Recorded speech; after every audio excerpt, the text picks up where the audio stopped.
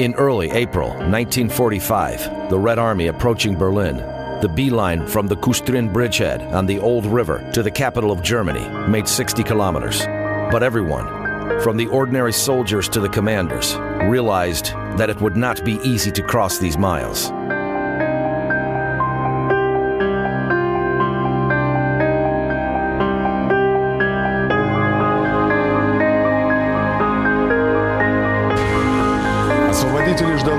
The liberators were faced with the largest battle in the world history, the battle for Berlin. And as well as throughout the war, the Soviet infantry was to play a major role in the battle. Those were both the experienced frontline veterans and the young soldiers who had just arrived at the front. Alexander Rodyachev, Yevgeny Agapov, Ilya Sokolov, and others in the Infantry of the Liberators series.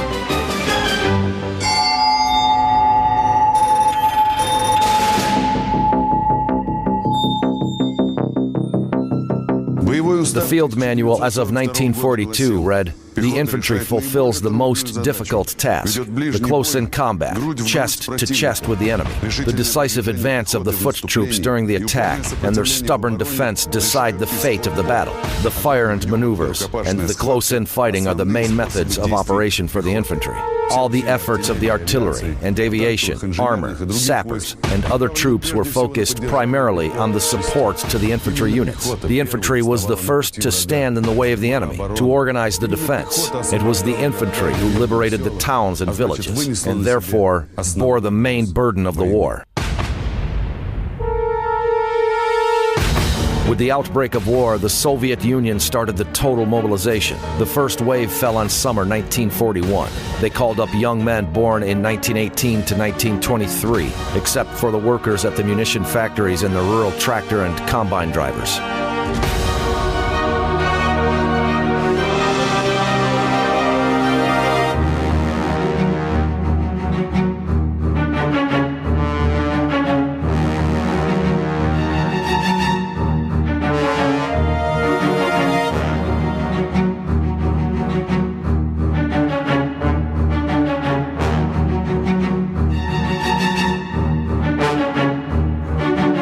Along with the military mobilization, volunteers were recruited as partisan units and citizens in arms. Yevgeny Agapov recalls, "Soon after the war began, my elder brother Ivan was killed. I wanted to take revenge on the Nazis for my brother and went to the recruiting office. Naturally, most of the recruits were assigned to the infantry. The recruits were given the outfit, 1 or 2 sets of the uniform, 2 pairs of underwear, a cap, a belt, a coat, a pair of boots, and foot wraps. Before the war, at the recruiting office, every soldier was given the Red Army Soldier's Military ID, which was the only document providing his identity. The recruits also received the identification medallion, or the so-called death medallion, an octagon-shaped bakelite container with a screw cap. Inside the container, there was a record card where every soldier had to write his own name, rank, and other identification data. Alexander Rodyachev recalls, "We would throw out our death medallions. We had to write all the personal information in them, but there was a superstition there that since you recorded your identity, you were going to be killed.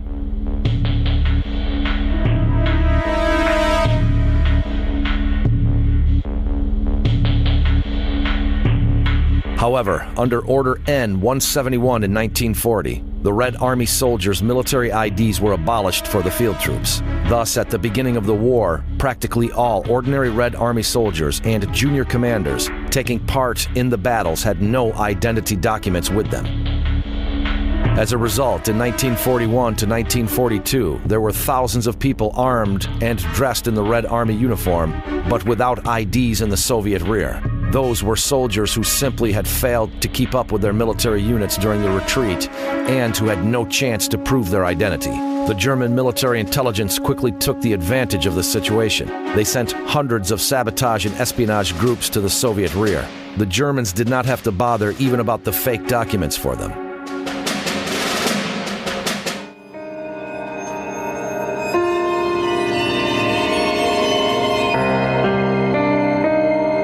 Those German troops who were engaged in catching the Soviet soldiers in the encirclement were faced with a peculiar difficulty. The Germans often could not identify the person they detained. Was it a military man dressed in civilian clothes, or a local resident wearing his old soldier's shirt? In these circumstances, the Germans would arrest all males of military age, for example, from 18 to 50, and sent them to the detention camps.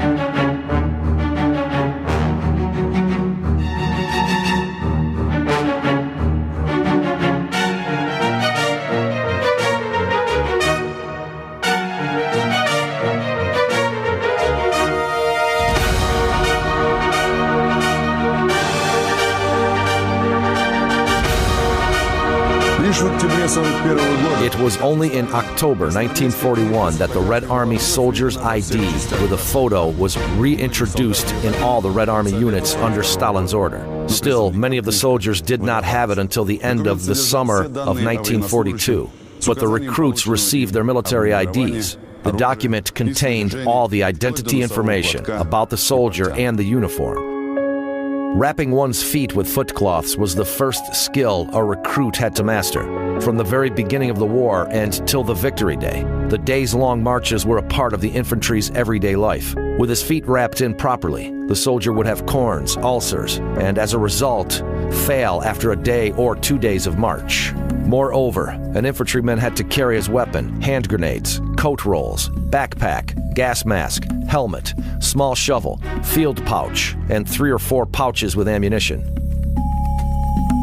Meanwhile, the backpack alone could be weighty enough. Unsurprisingly, during the long marches, the soldiers tried to get rid of extra weight. Sometimes the foot soldiers had to make up to 60 kilometers per day.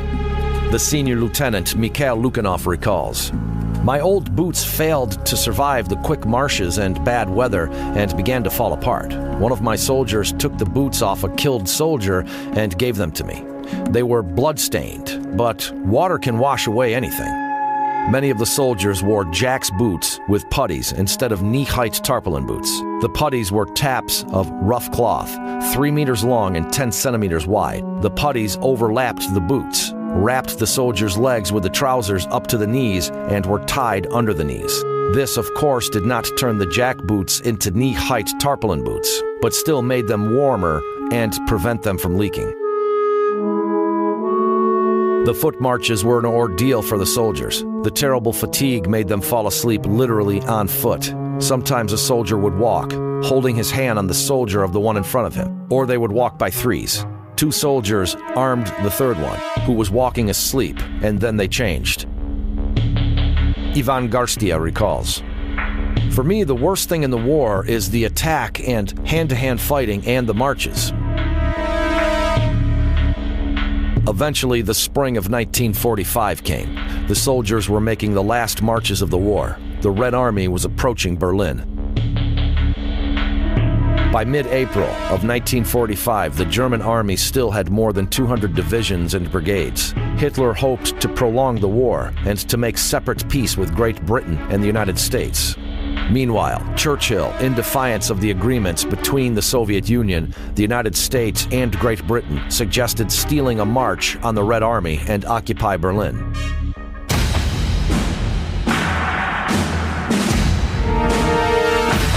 Hitler sent the main Wehrmacht forces to hold the front against the Soviet Union. The Red Army headquarters were faced with the need to immediately occupy Berlin, approach the River Elbe, and meet the Allied forces.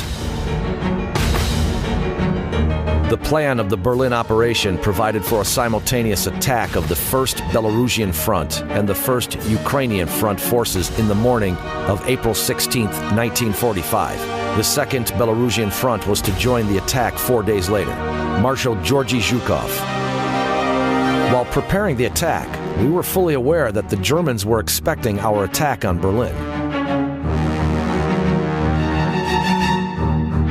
The German command foresaw this attack and was carefully preparing for defense. They prepared the defense in depth from the Oder to Berlin. In the operational depth, strong reserves were built up, and the divisions of the first line were remanned and newly equipped with material. In their zeal to enhance the fortitude of the troops in defense, the German command applied harsher repressive measures. On April 15th, addressing the soldiers of the Eastern Front, Hitler demanded to immediately shoot anyone who would give the order to retreat or retreat without the order.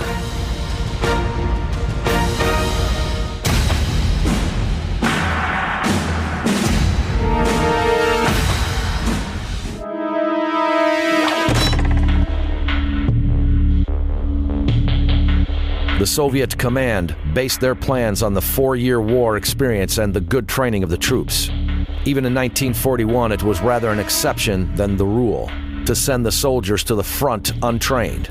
Usually a team of recruits was sent to the so-called camps, where they received general military training within 3 months. The soldiers were trained in shooting and the basics of hand and bayonet fighting on the training ground. Kilometers-long marches were also a part of the infantry training.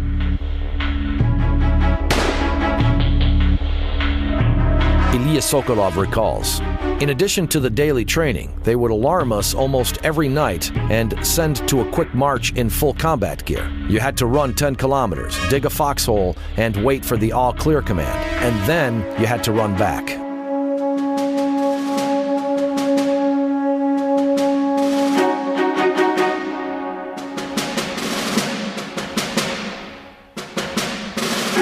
After the training, the soldiers were transported to the front by trains. There, the seasoned veterans helped the novices and shared their experience and soldiers' smarts with the young soldiers and officers. However, it could have also happened that the attack began just the next morning after the arrivals of the novices. In such a baptism of fire, one had to use the knowledge and skills that had been practiced during the training. Sometimes the Germans' fire stopped the attack and forced the infantry division to lie down right in the field. Digging foxholes was the only defense method in this case. Lying under the fire, the soldier took his shovel out of its cover and started digging.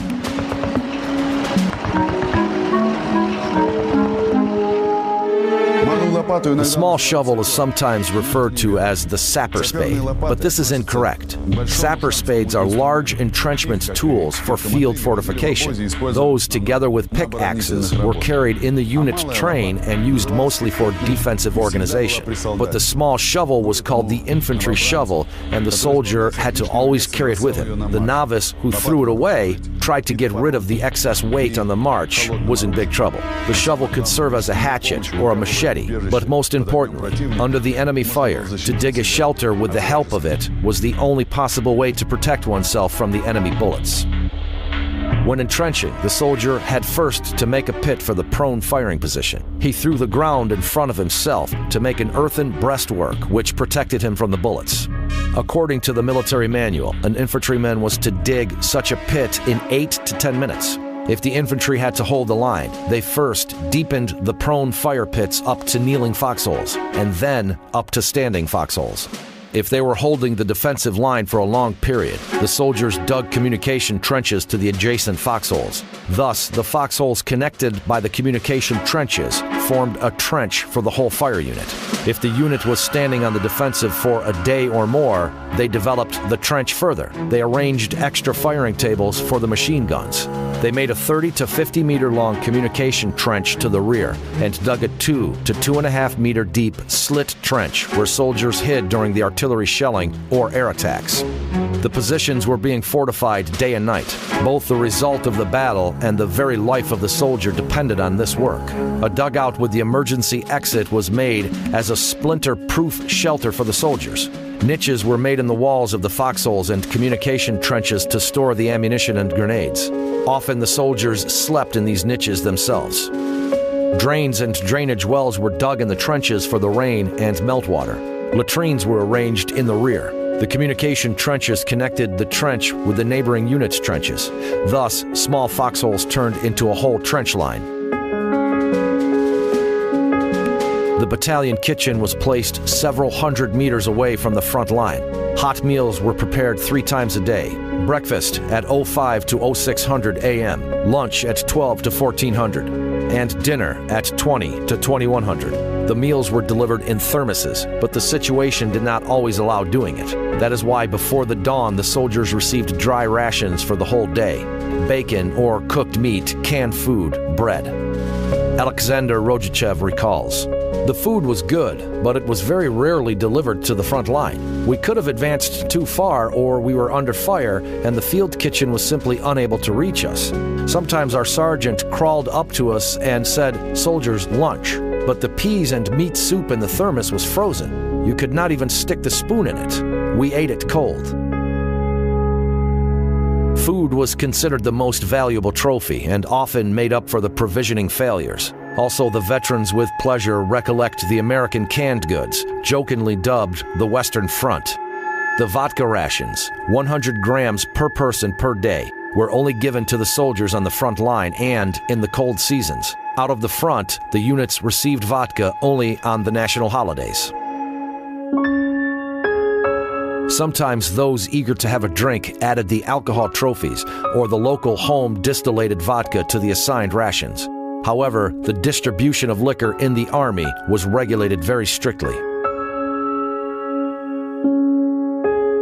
Vasily Gordov recalls, "Vodka helped, especially in winter. It made you feel warmer and braver. Of course, you're less smart and skillful when you drink, but in the frontal attacks, one's courage is of most importance, and the infantry was often thrown in the very frontal attacks." During the relocation marches, the infantrymen tried to stay overnight in the local villages, where the soldiers could take up quarters with the villagers. They almost always slept dressed. The nights spent near the front line were even less comfortable. Yuri Kozhin recalls, "It was a covered trench for 3 soldiers. There was dry grass at the bottom and a hearth in a hollow in the wall with a vent hole reaching the ground surface.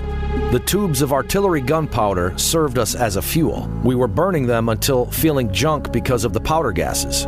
Then we took off the boots and wrapped our feet with the puttees over the foot wraps. We put 1 coat underneath and covered ourselves with the other 2 coats." At the beginning of the war, almost all soldiers at the forefront suffered from pediculosis. But by the middle of the war, this problem had already been solved. The units were withdrawn from the forefront so that the soldiers could wash themselves. It was not always possible to visit a real bathhouse, and the soldiers often had to wash themselves right in the open air. The soldiers shaved themselves with a straight razor. Often due to the lack of mirrors, they shaved each other. Beards and mustaches were allowed only in exceptional cases.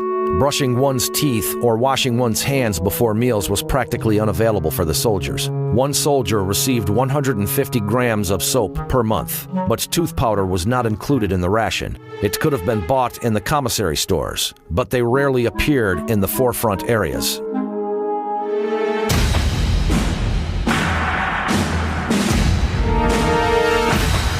The basic infantry weapon in the assault groups throughout the war was the Mosin rifle, or the 3-linear rifle.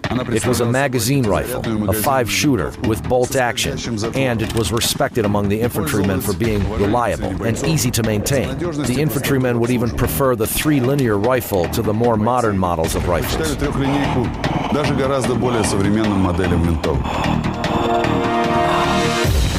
Alexander Rojichev recalls, "The Mosin rifle was reliable, but we didn't like the Tokarev self-loading rifle. They would jam all the time.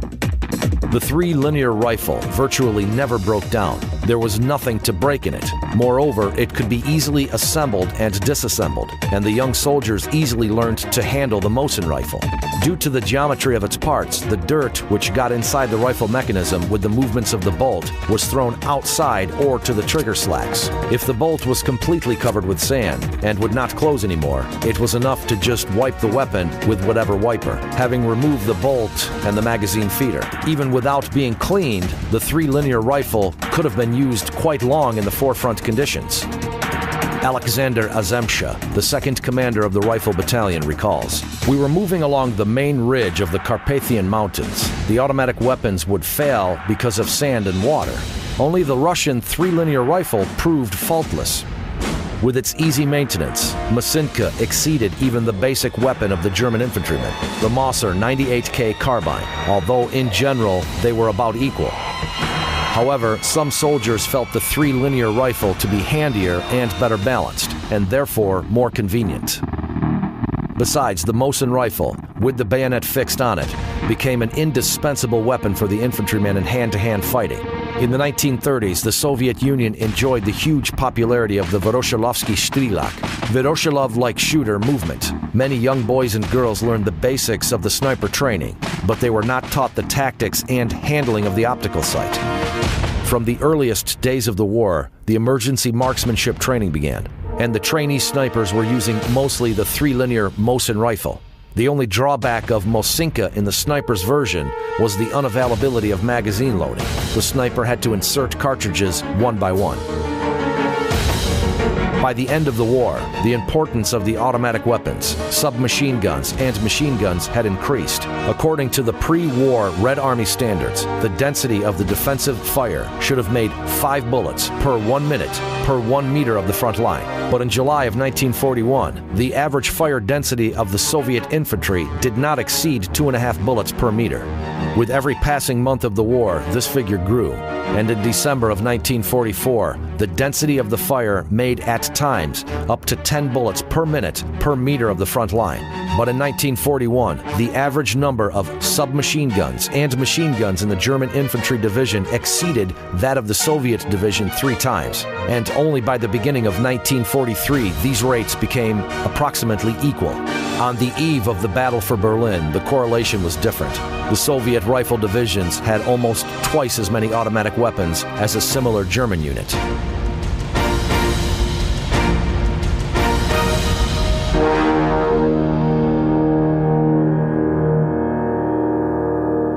On the way to Berlin, the 1st Belarusian Front and the 1st Ukrainian Front were facing the 4th Panzer Army and the 9th Field Army of the Germans, who had taken up positions on the west bank of the Oder. It was obvious that under the onslaught of the Red Army, they would gradually retreat to Berlin and turn it into a fortress with a strong garrison. Then, Georgy Zhukov made a decision which contradicted the recommendations of Stavka, but was approved by Stalin. Zhukov decided to entrap the German troops in the pocket and thus prevent them from retreating to Berlin. It was very difficult to achieve this. The German armies were just a few kilometers from Berlin. Zhukov had to make a lightning stroke to join Marshal Konev's troops of the 1st Ukrainian Front and block the escape route for the German troops. That is why the main attack was directed along the shortest distance across the Seelau Heights. The Seelau Heights were a chain of hills at the distance of 17 kilometers from the Oder, with a perfect view of the entire front line along the river. This was the Germans' second line of defense. This fortified stronghold was kind of the key to Berlin. Taking the Seelau Heights, the Soviet troops would get into the rear of the Germans' 4th Panzer Army and the 9th Army, cutting off their retreat to the capital. The German High Command realized that the Soviet attack could begin any day. That is why before the dawn they relocated the troops to the depth of defense in order to avoid losses under the Soviet artillery's preparation bombardment, which usually started with the first rays of the sun. Zhukov took this into account, and the artillery salvos thundered at 3 a.m. Berlin time. On April 16, 1945, the night darkness was cut with the searchlights, shot up above the Soviet positions. Visible for miles, they were the signal for the artillerymen. Within half an hour, the most powerful artillery preparation of more than 1 million shells plowed up the first defense line of the enemy. At the beginning of the attack, the infantrymen, as usual, were in the trenches. The neutral zone, just a kilometer wide or a little wider, separated them from the front line of the enemy. It was impossible, of course, to start the attack at this distance. The Germans' machine guns and artillery would simply annihilate the attackers. Therefore, the following tactics were used during the offensive operation. The artillery barraged the front line of the enemy's defense with fire, and the aviation poured bombs on it. The enemy soldiers were forced to hit the dirt and hide in the shelters. They could not machine gun or fire anymore. Using this advantage, the advanced units of the Soviet infantry began to approach the enemy. The infantrymen moved as close as possible to the first line of the German trenches. At the same time, the tanks were put forward. With their splinter-proof armor, they could hug the friendly artillery barrage, suppressing the enemy fire nests from the tank guns. When the infantry reached the line of departure, the Soviet artillery retargeted the fire into the depth of the German defense.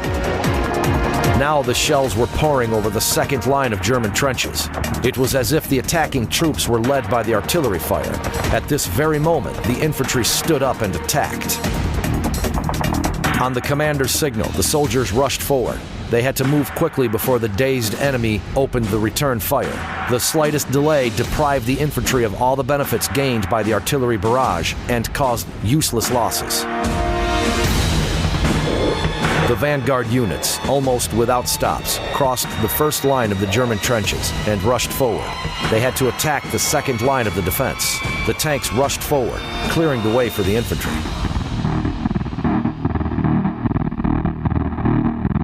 Meanwhile, the rear guard teams mopped up the captured trenches. Moving along the intricacies of the German defense positions, the attackers annihilated the enemy soldiers remaining in the machine gun bunkers and fire nests. Then the captured positions were prepared for defense in case of the enemy's counterattacks.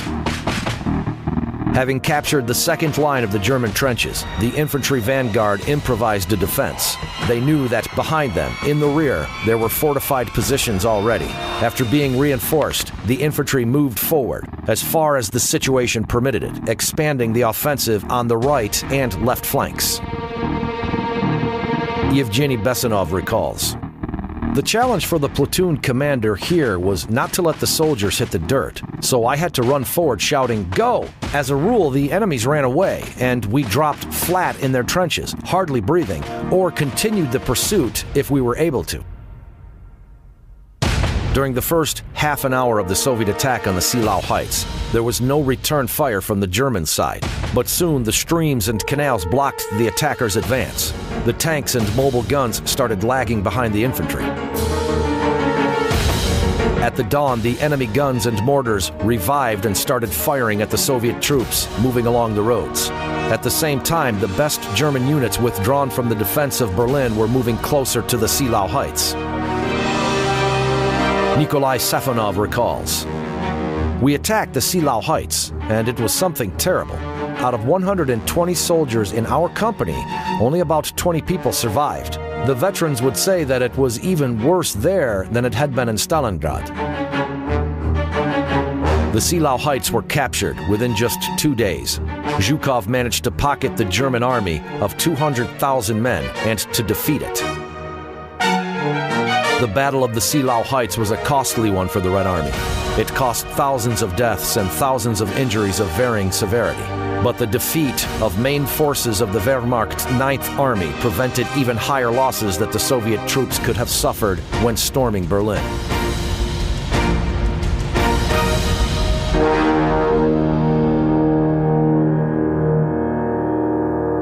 At noon on April 25th, the Soviet troops closed the encirclement of Berlin. The defense of the German capital consisted of 3 lines. For the convenience of the management, Berlin was divided into 9 sectors.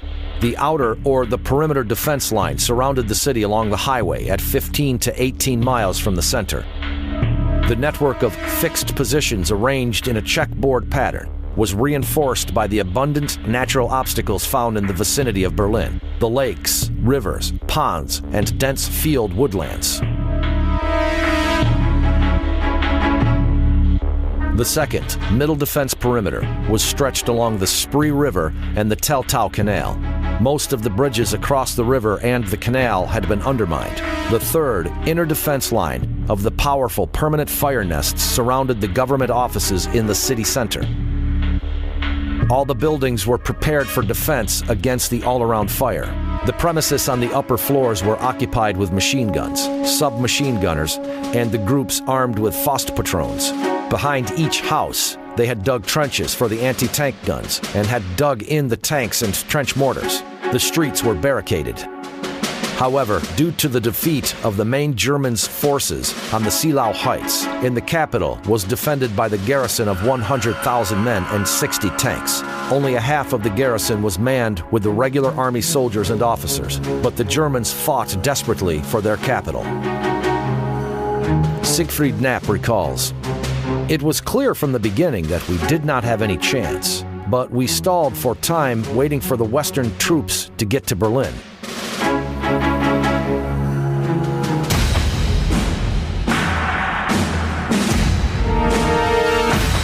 Outnumbering the enemy with men and material, the Red Army could not fully use these advantages in the quarters of the huge city turned into a fortress. The tanks could not maneuver on the narrow streets of Berlin, and one could have expected a Faustpatron to be shot from behind every house and out of any window."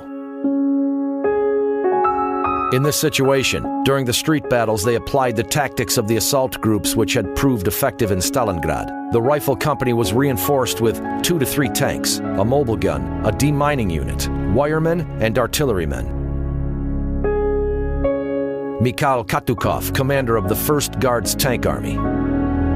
The deminers and submachine gunners tracked away for the tanks, drawing out the Faustpatron shooters. Only 2 tanks at a time could move along the narrow streets. The first tanks were firing, and the next ones were on the queue. If one of the tanks was out of action, it was replaced by the other one.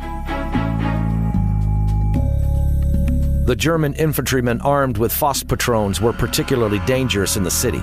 They were moving fast, shooting from any convenient position, and almost always managing to hit the target, disabling the tank and its crew. In order to protect their vehicle, some of the Soviet tankers tried to use the special gratings, which should have neutralized the Faustpatrons before its contact with the armor. But the effectiveness of these devices was low. That is why the infantrymen had to vigilantly monitor the windows of the nearby buildings, above all, annihilating Faustpatron shooters. In their turn, the tanks fired the tank guns and machine guns, destroying the enemy firing positions in the remote buildings, which prevented the infantry from the further advance and gave covering fire to the sappers with their explosive charges. The infantry checked the basements, buildings, yards. The assault teams moved forward through the basements and apartments, breaking through the walls and taking in the rear of the Germans' defense. As for the barricades, debris, and other obstacles, they simply got around them. After the infantry passed, the deminers started clearing the streets from the barricades. The subway and the sewer tunnels were almost never used. Firstly, the Soviet soldiers did not have the plans of these constructions, and most of their exits were blocked with the debris. Secondly, many of the tunnels were flooded, and some of the subway stations served as shelter for Berliners. When moving through the residential areas, the following method was also used. Certain artillery batteries moved 1.5 to 2 kilometers forward, deployed quickly on the street corners, and opened fire, targeting the windows, doorways, and basements of the buildings. The batteries advanced by leapfrogs. While one battery gave covering fire, the other battery was moving. This tactic enabled the infantry to quickly follow the artillery, discouraged and demoralized the enemy, and broke the enemy's fire, control, and communication systems. By April 28th, the defenders of Berlin had controlled only the central part of the city, all of which was fired through the Soviet artillery. The city lay in ruins in front of us, with fires raging here and there. There was soot and the smell of burning in the air. The streets and alleys were blocked with barricades of steel hedgehogs, concrete beams, stone barrels, sandbags. The gunfire was heard everywhere. By the evening of April 28th, the units of the 3rd Attack Army of the 1st Belarusian Front entered the Reichstag area. The building of the German parliament was defended by 5,000-strong garrison, and the attempts to take it in stride proved unsuccessful. At the Königsplatz Square, there was no heavy artillery, which could have broken the solid walls of the Reichstag. Despite the heavy losses, all the soldiers who were still able to attack were gathered in composite battalions at the front line for the final decisive assault. Vasily Ustiugov recalls, "By that time, there remained about 1 battalion in each of our assault regiments. There was a battalion commander there who had only 2 soldiers, and he attacked anew. The sappers managed to make a breach in the northwestern wall of the Reichstag, and a group of Soviet soldiers stormed into the building. Almost simultaneously, the soldiers of the 150th Rifle Division, supported by the artillery, stormed into the main entrance. We were rushing towards the Reichstag. The soldiers of Zinchenko's and Plakodinov's regiments were running close to us. Everything was mixed up there. There was no clearly defined battle array. Then, only 50, 30, 20 meters were left, and finally we reached the broad staircase leading to the main entrance of the Reichstag. There was an incredible whirl of people, exclamations and commands there. The wounded soldiers were calling the lifesavers. Those slain by a bullet fell on their backs. Lyadov was the first of us who ran up to the column and fixed his flag on it. There was a crowd at the doors. They were boarded up. The attempt of a large number of people to break open the doors with their shoulders was no success. The soldiers brought in wooden logs. Hundreds of hands lifted them and started ramming the doors. A few powerful blows, and it swung open with a bang.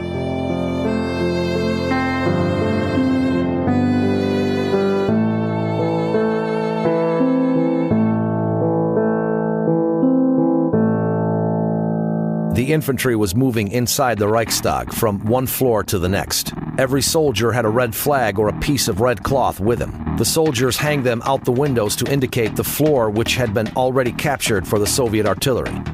On the same day, the upper floors of the parliament were occupied by the Soviet troops, and only a group of Nazis hiding in the basement continued the resistance. They hoped to break out by cutting off the Soviet soldiers in the building from the major troops. On the last day of April, the attack flag of the 150th Rifle Division was hoisted over the Reichstag. 2 soldiers from the reconnaissance platoon were selected to hoist the flag: Sergeant Mikhail Yegorov and Junior Sergeant Meliton Kantaria.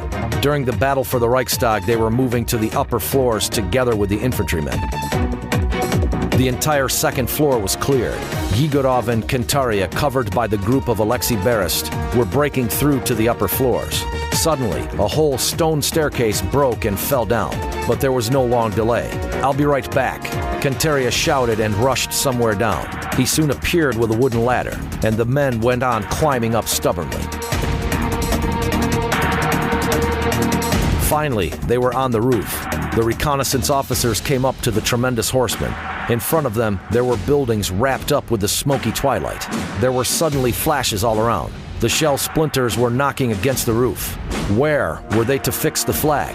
Near the statue? No, it was not right. They were ordered to fix it straight on the dome. The ladder leading to the dome was unsteady. It was damaged in several places. The soldiers started climbing up the widely spaced edges of the dome frame. It was difficult and scary to move. They climbed slowly, one after the other, hanging on for dear life.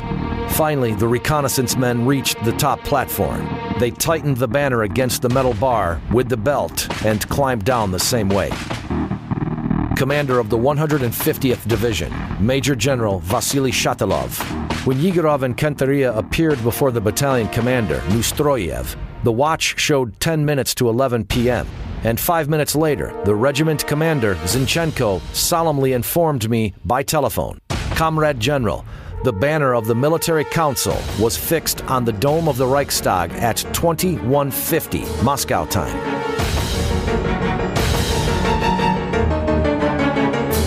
But the battle for the Parliament building continued all the next day, and only on the night of May 2nd, the Reichstag garrison capitulated. After midnight, on the night of May 2nd, the radio stations of the 1st Belarus Front received the message in Russian: "Cease the fire. Truce envoys are sent to the Potsdam Bridge." The German officer who arrived at the appointed place on behalf of the Commandant of Berlin, General Weidling, informed that the Berlin garrison was ready to stop the resistance. At 6 a.m. on May 2nd, General Weidling, accompanied by 3 German generals, crossed the front line and capitulated.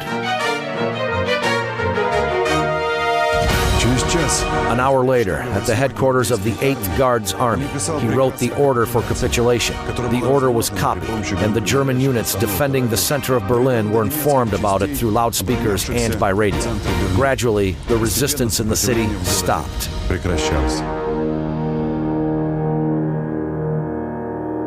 By the end of the day, the troops of the 8th Guard Army had mopped up the central part of Berlin. Several units that kept fighting tried to break through to the west, but were annihilated or dispersed.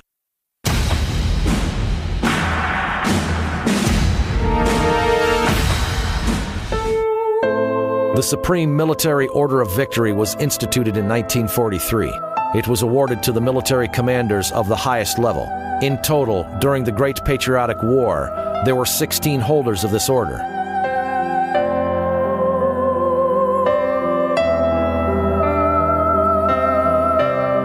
Generalissimo of the Soviet Union, Joseph Stalin, and Marshals Georgy Zhukov and Alexander Vasilevsky received it twice. The names of the recipients are engraved on the memorial plaque installed in the Grand Kremlin Palace. This is one of the rarest orders in the world. Now, the original Order of Victory can be seen in the Diamond Fund in the Kremlin. Each of the 5 rubies weighs 5 carats. The total weight of the 174 diamonds on the order makes 16 carats.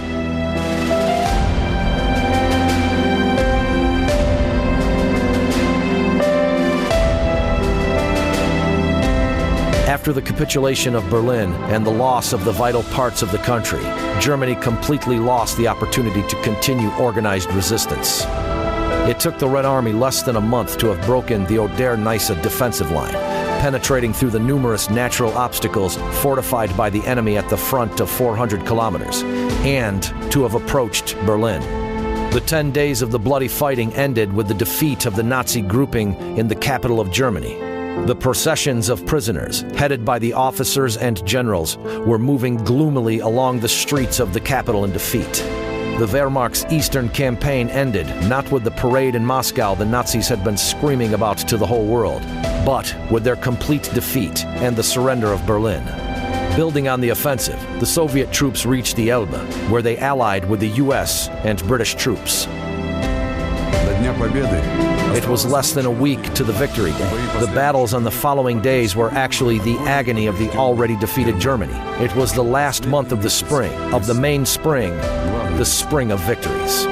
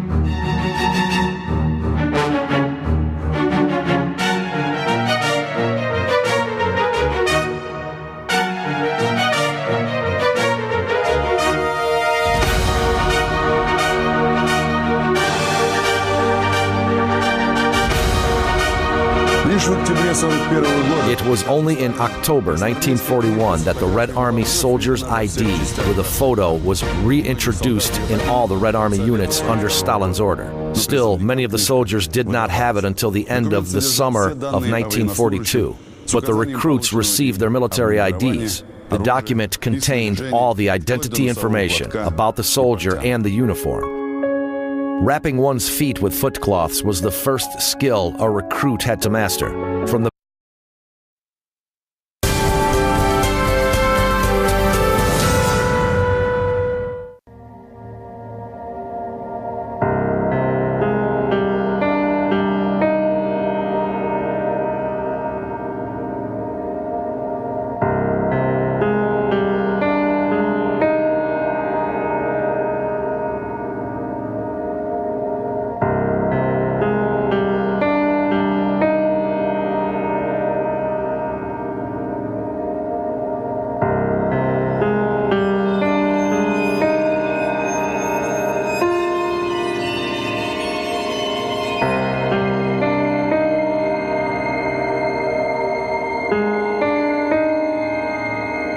In early April 1945, the Red Army approaching Berlin, the beeline from the Kustrin bridgehead on the Old River to the capital of Germany made 60 kilometers.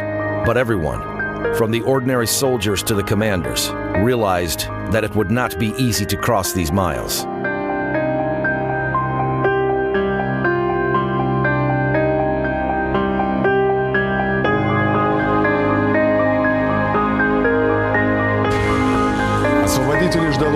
The liberators were faced with the largest battle in the world history, the battle for Berlin. And as well as throughout the war, the Soviet infantry was to play a major role in the battle. Those were both the experienced frontline veterans and the young soldiers who had just arrived at the front.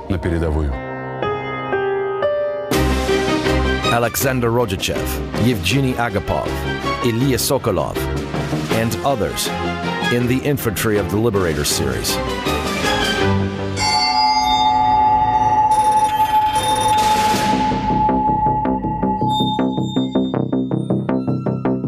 The field manual as of 1942 read, "The infantry fulfills the most difficult task, the close-in combat, chest to chest with the enemy. The decisive advance of the foot troops during the attack and their stubborn defense decide the fate of the battle.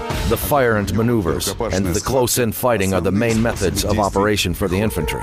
All the efforts of the artillery and aviation, armor, sappers, and other troops were focused primarily on the support to the infantry units. The infantry was the first to stand in the way of the enemy, to organize the defense. It was the infantry who liberated the towns and villages, and therefore bore the main burden of the war."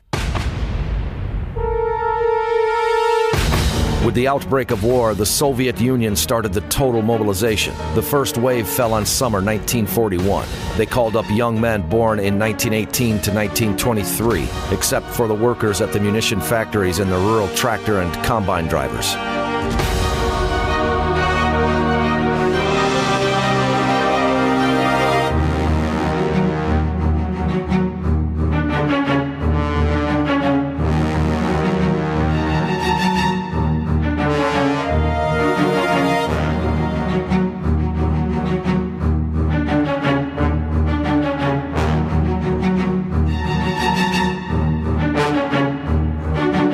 Along with the military mobilization, volunteers were recruited as partisan units and citizens in arms. Yevgeny Agapov recalls, "Soon after the war began, my elder brother Ivan was killed. I wanted to take revenge on the Nazis for my brother and went to the recruiting office." Naturally, most of the recruits were assigned to the infantry.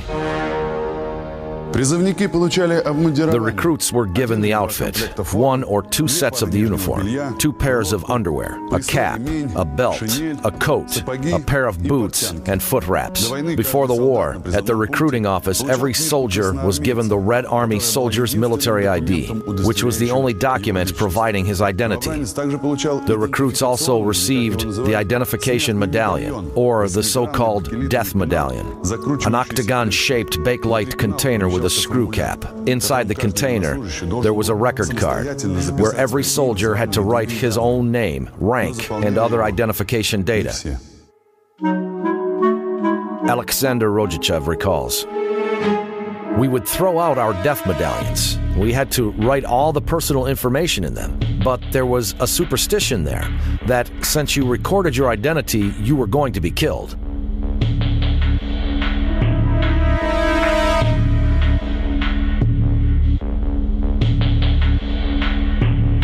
However, under Order N-171 in 1940, the Red Army soldiers' military IDs were abolished for the field troops. Thus, at the beginning of the war, practically all ordinary Red Army soldiers and junior commanders taking part in the battles had no identity documents with them.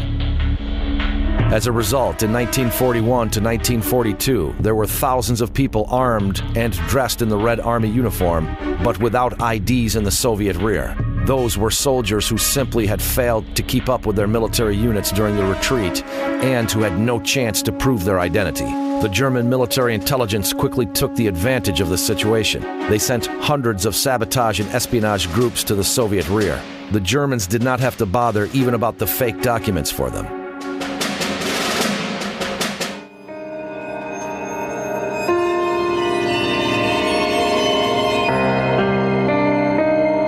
Those German troops who were engaged in catching the Soviet soldiers in the encirclement were faced with a peculiar difficulty. The Germans often could not identify the person they detained. Was it a military man dressed in civilian clothes or a local resident wearing his old soldier shirt? In these circumstances, the Germans would arrest all males of military age, for example, from 18 to 50, and sent them to the detention camps.